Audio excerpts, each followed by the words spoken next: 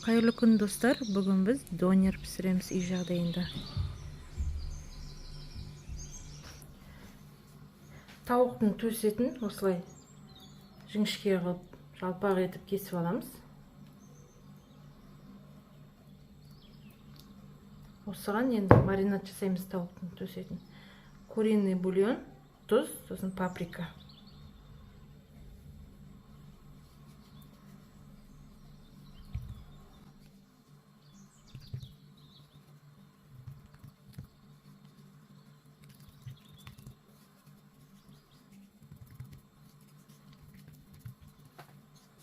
Тұзды көрсетпейміз, шамалғаны жарайды.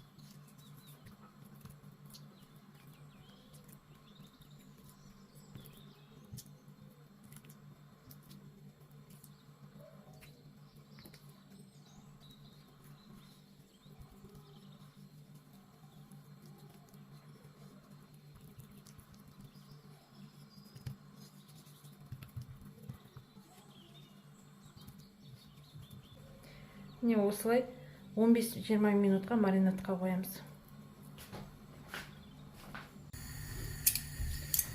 Шамалғана май құйдық табамызға. Қызғанын күтеміз. Тауықтың төс етін қуырып аламыз.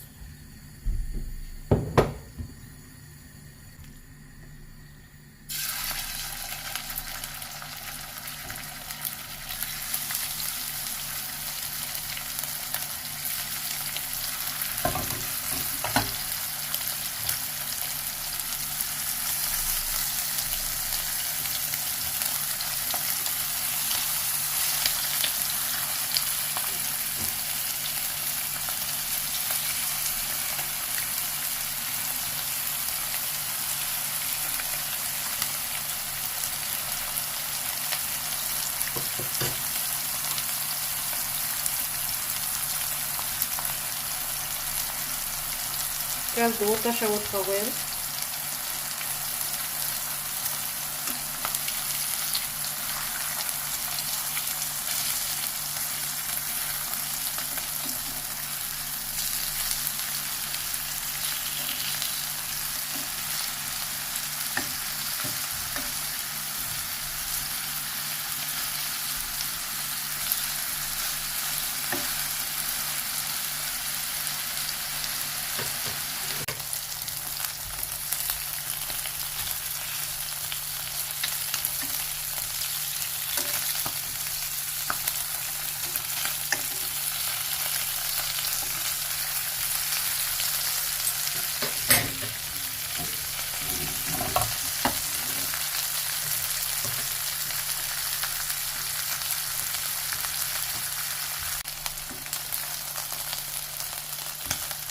Осылай крышкасын жаппай осылай пісіріп алыңыздар. Жұмсақ болады президенті.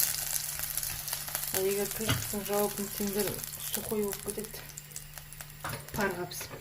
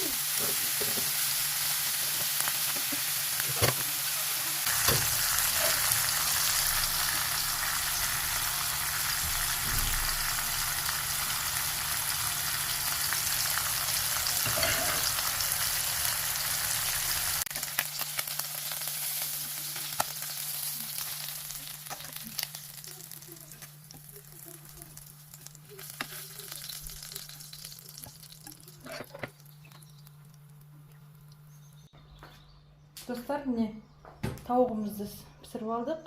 Қияр, сосын пекинский капуста, помидор турап алдық. Сыр теркіден өткіздік, крупный теркіден. Сосын фриімізді пісіріп алдық. Енді соусын дайындаймыз.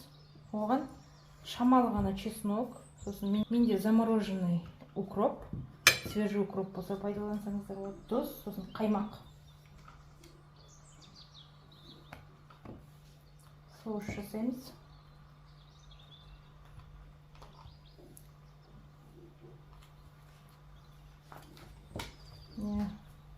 Төрт столовый ложка қаймақ, чеснок қатты көп салудың қажеті жоқ, тек привкус берсе болды. Тұз, шымшым, сосын укроп.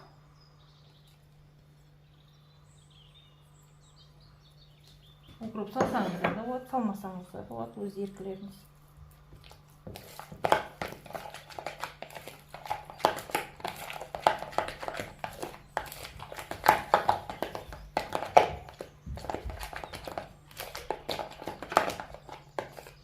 Мынадай соус болды.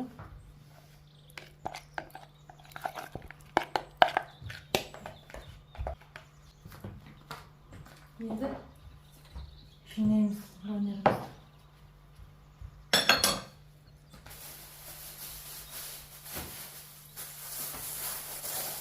Төрт штук донер жасауым керек. Оған 4 лаваш керек маған.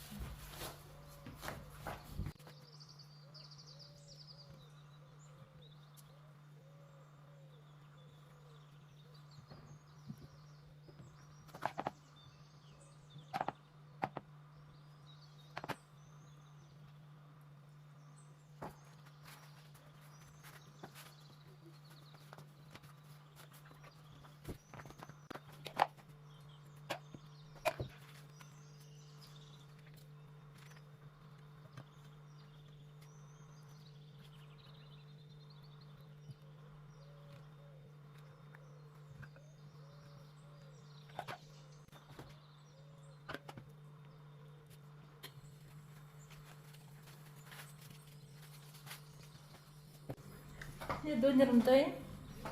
Әртүрлі размерде болып шықты. Лавашым жетпей қалып, бір лавашты бөлгесін, мынадай 2 кішкентай болып шықты. Енді осыны 180 градуста 5-6 минут духовкада пісіріп аламын. Донеріміз пісті.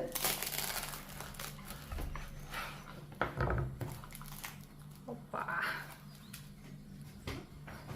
Көріне ме?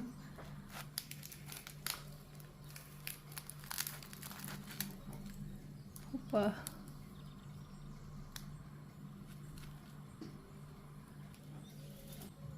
Сіздер де үйлеріңізде осындай донер жасап балдарыңызды қуантыңыздар.